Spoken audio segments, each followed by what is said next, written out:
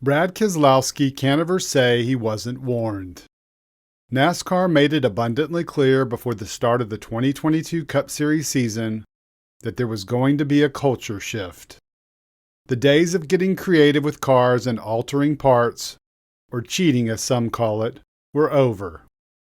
The next-gen car, which was always intended to level the playing field by providing all teams with vendor-supplied parts, was ushering in a new age of more competitive racing with integrity.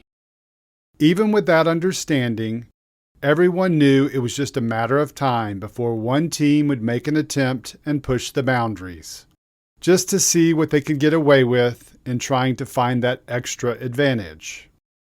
Last week, we found out when NASCAR announced that it had handed down some of the stiffest penalties in the sport's history to Brad Keselowski and his RFK Racing organization for modifying parts. The team was docked 100 driver points, 100 owner points, and 10 playoff points. Crew chief Matt McCall was fined $100,000 and suspended 4 races.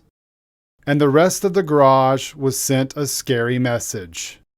This past weekend at Circuit of the Americas, the drivers admitted it was received loud and clear. Here's what 6 Cup Series champions, the 2022 Daytona 500 winner, and several others had to say about it.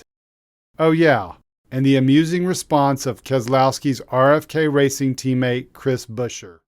It was a harsh penalty because of a part that is supplied to us that we buy from a manufacturer was altered. I don't even know what it is.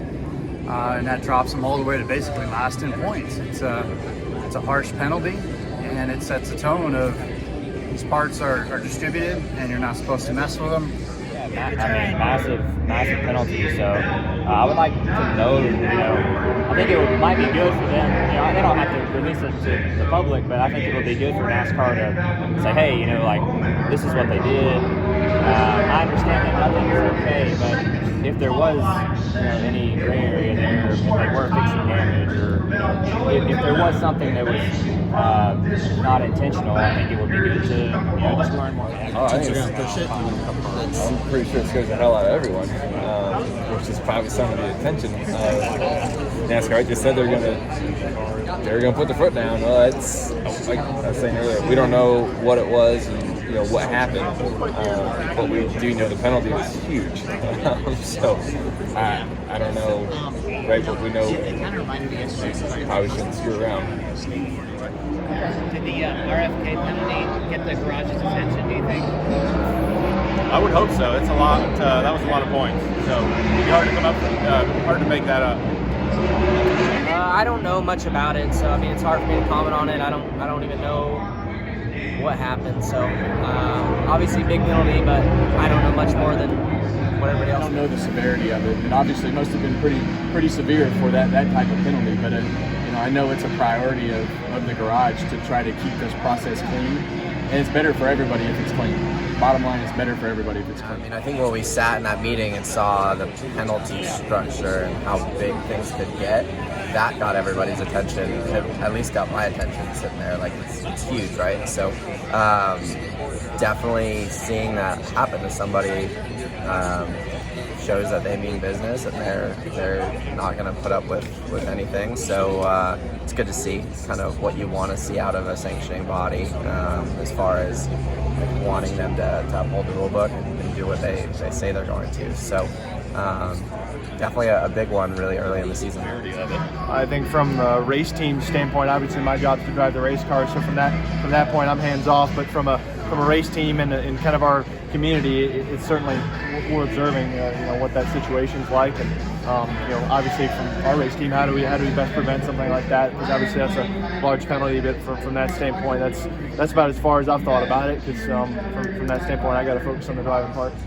They let us know well in advance before the year started. There's a number of meetings. They kind of let us know before the year got started how it's going to be, what the mindset and approach was going to be with penalties, with infractions like that, and how they're going to enforce it to really set the tone and not let people not be soft or make people feel like that's something that's worth, trying to get away with to get wins or gain an advantage. So they set the tone as expected, honestly. Well, I mean, you can't mess with parks. I mean, that was what's big about this, and NASCAR needed to be stringent on it because you would have some of the problems that we used to have with the old car, So I'm glad that they set a precedent and made a call.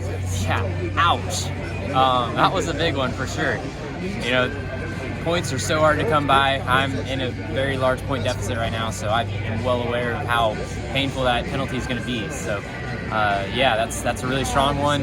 And I remember talking with NASCAR back in December of last year. They had a meeting and kind of going through the penalties, and we knew that there were really stiff ones out there, and we just saw it. It's hard to say. I don't know exactly what they were doing. Only really NASCAR and them knows, I guess. But, I think if they were violating a supplied part, I think the penalty is rightly harsh if that's actually what happened. So, I think it was clear at the start of the year and even last year going into this year that if you violated a manufacturer part, it was going to be a pretty harsh penalty. So I'm good with it if that's what the penalty was for. I'd like to keep the supplier parts, and keep things the way they kind of are, keep them solid, keep them even. So, like I said, I don't know all the details, so it makes it hard to give a real good comment. But that's What's been the company's reaction to everything that's gone on with the penalties? Coda prep. Try to figure this place out and be ready for our first dry race out here.